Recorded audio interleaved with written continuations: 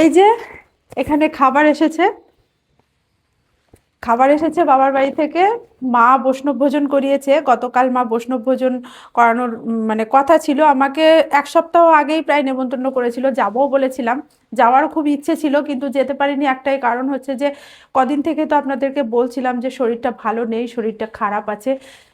শরীর খারাপের জন্যই আমি যেতে পারিনি। প্রচণ্ড অ্যাসিডিটি হচ্ছে, কেন হচ্ছে বুঝতে পারছি না। যাই হোক, যেতে পারিনি। কিন্তু আজকে এই খাবারগুলো পাঠিয়েছে ভাই, নামিয়ে দিয়ে গেল। ভাই তো রানাঘাটে ব্যবসা করে, ব্যবসা সূত্রেও রানাঘাট যাচ্ছিল, যাওয়ার পথে নামিয়ে দিয়ে গেছে। চলুন দেখি কি কি খাবার পাঠিয়েছে। আমার জন্য পাঠিয়েছে, শুধু যে আমি খাবো এমনটা নয়, আমার বাড়ির সবাই খাবে। আবার আমার শাশুড়ি মা, তারপর ভাসুর আছে, তাদের সবাইকে পাঠাবো। ব্যাগটা তো খুব ভারী লাগছে, মনে হচ্ছে অনেক কিছু আছে। চলুন গিয়ে দেখাই কি কি আছে। তবে মেয়ে নেই বলে মনটা খারাপ করছে। যাই হোক, চলুন দেখাই। এই যে খাবার এসেছে। আজকে আবার আমার ননদের ছেলের আসার কথা আছে। যাই হোক, ওরা আসবে, ভালোই হলো। সবাই মিলে খাওয়া হবে। ও এখানে সাদা রসগোল্লা পাঠিয়েছে। আমাদের ওখানকার রসগোল্লা হালকা রসের হয়, খেতে ভীষণ ভালো লাগে। যাই হোক, তবে আমার তো শরীর ভীষণ খারাপ, আমি এগুলো কিছুই খেতে পারবো না। কিন্তু খাওয়ার ইচ্ছে ছিল।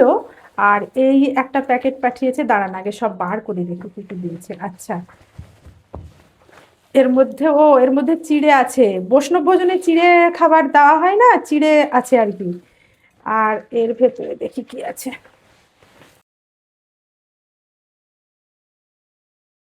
আচ্ছা, এখানে দেখি এর ভেতরে তো দই আছে। মা তো বলছিল যে দই পাঠাচ্ছে। হ্যাঁ, এই যে দই, দই, রসগোল্লা, চিড়ে। আর এখানে আছে এই যে বোঁদেয়া। আর এর মধ্যেও আছে কিছু, দেখি। ও, এর মধ্যে আছে রসগোল্লা, খেজুরের গুড়ের রসগোল্লা। যাই হোক, এগুলো এখন টিফিনে ঢেলে রাখতে হবে। এই হচ্ছে ব্যাপার। তবে যেতে পারলাম না, মনটা খারাপই লাগছে। মন খারাপ লাগছে কারণ বাড়িতে প্রায় সবাই এসেছিল, ভাইয়েরা। ভাই দূরে থাকে, ভাই এসেছিল। যেতে পারলাম না, মনটা খারাপ লাগছে। ভাই এসেছিল, ভাই তো কলকাতায় থাকে। ভাই এসেছিল, দুই ভাই। আমিও গেলে পারে ভালো হতো। আর বোন তো আসতে পারবে না, কারণ বোনের মেয়ের পরীক্ষা চলছে।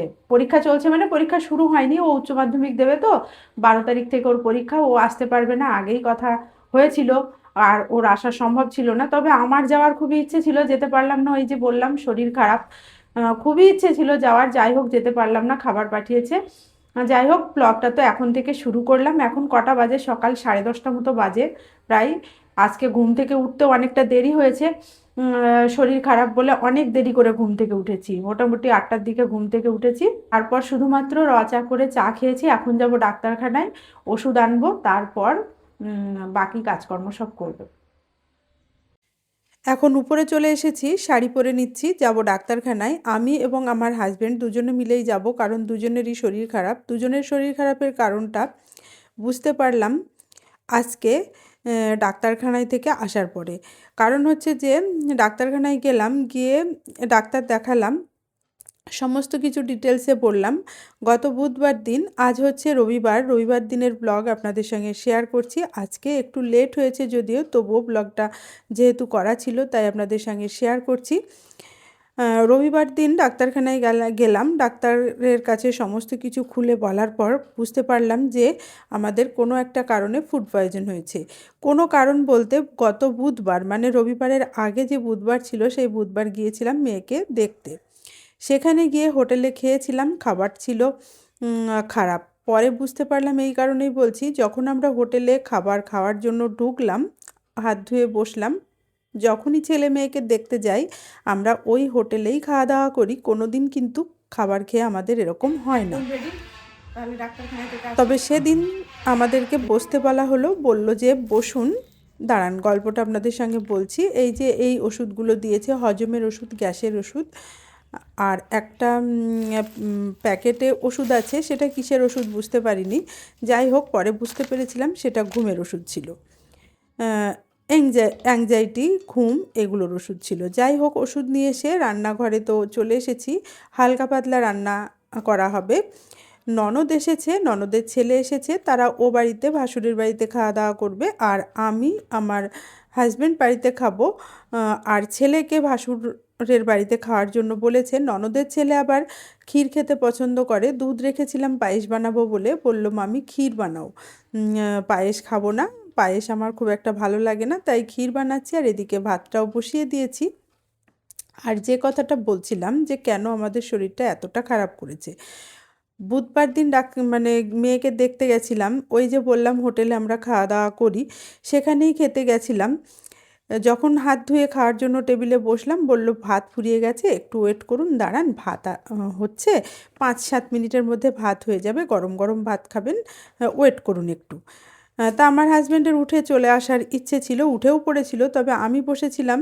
প্রচণ্ড খিদেও পেয়েছিল, অবেলা হয়ে গেছিলো, প্রায় 2:30টে মতো বাজে যখন আমরা হোটেলে ঢুকেছিলাম।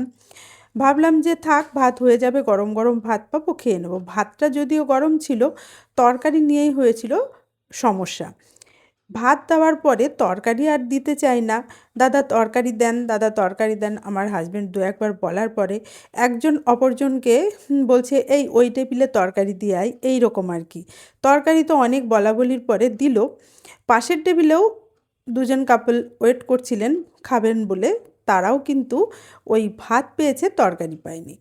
যাই হোক, এখন তো দেখলেন রান্নাবান্না সেরে পুজো করতে চলে এসেছি, পুজোটা সেরে নিচ্ছি আর কথাটা এখন আমি কমপ্লিট করি।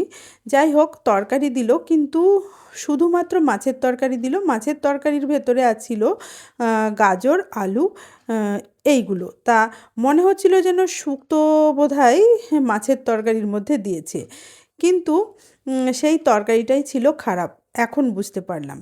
আর আমাদের দুপুরে ওই যে ডাল সেদ্ধ হয়েছে আর ভাত হয়েছে, একেবারে নর্মাল রান্নাবান্না হয়েছে। আর ননদ এনেছিল দুধ চিতই পিঠে, সেটা দেখালাম, তবে আমরা তো ওটা খাবো না, কারণ আমাদের শরীর ভীষণ খারাপ। আর শরীর খারাপ বলে গতকাল ওই আঝালা তরকারি রান্না হয়েছিল, কাঁচা কলা, আলু, পেঁপে, বেগুন। সন্ধ্যাবেলায় আমার ছেলে এনেছিল চিকেন চপ, কারণ তার পিসি এবং পিসির ছেলে বাড়িতে এসেছে, চা আর মুড়ি খাওয়া হয়েছিল। এইটুকু পর্যন্ত ছিল আগের দিনের ব্লগ, মানে রবিবারের। এখন সোমবারের ব্লগ শেয়ার করছি। সোমবার দিন বানিয়েছিলাম হান্ডি চিকেন, যেহেতু ননদের ছেলে এসেছে সেই কারণে। আর আমার ছেলেও খাবে, আমরা তো এই খাবারটা খাবো না, আমাদের জন্য নর্মাল মাছের ঝোল রান্না হয়েছিল। ভাসুরের ছেলে মেয়েকেও আমি হান্ডি চিকেন খাওয়ানোর জন্য নেমন্তন্ন করেছিলাম। যেহেতু পিসি এসেছে, তাই বাড়িতে সবাই মিলে একসঙ্গে খাওয়া দাওয়া করবে ওরা, এটাই ছিল উদ্দেশ্য। ওই খারাপ তরকারি দিয়ে ভাত খাওয়ার কারণে আমাদের দুজনেরই ফুড পয়জন হয়েছে, যার কারণে গত 4-5 দিন ধরে আমরা ভীষণভাবে অসুস্থ হয়ে আছি। আজকে তো ওষুধ এনেছি ঘরে, আগের 2 দিন কিছু ওষুধ ছিল, সেটা খেয়ে যেহেতু হলো না, ডাক্তারখানায় থেকে ওষুধ এনে খেয়ে একটু কম পড়েছে। আজকের ব্লগটি আমি এখানেই শেষ করছি। ব্লগটি কেমন হলো অবশ্যই কমেন্ট করে জানাবেন। ভালো লাগলে মাই কোজি লাইফস্টাইল চ্যানেলটি সাবস্ক্রাইব করে আমাকে সাপোর্ট করার অনুরোধ জানালাম। ভিডিওটি দেখার জন্য ধন্যবাদ।